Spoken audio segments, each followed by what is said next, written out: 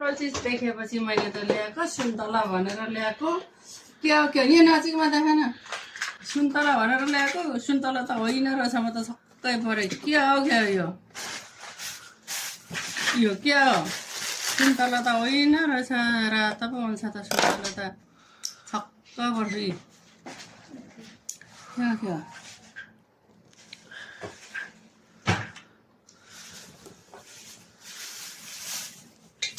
सुन्तला होइन रहेछ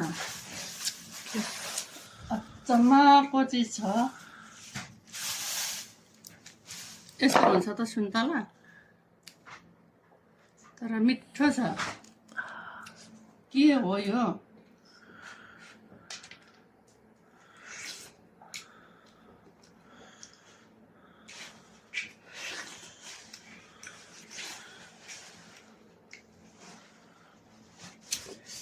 अचम्मै लाग्यो म त यो त के चिज हो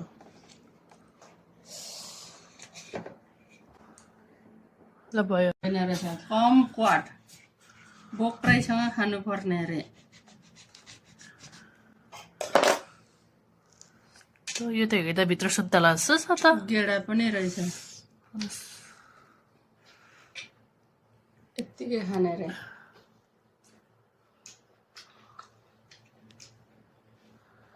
बोक्राइसँग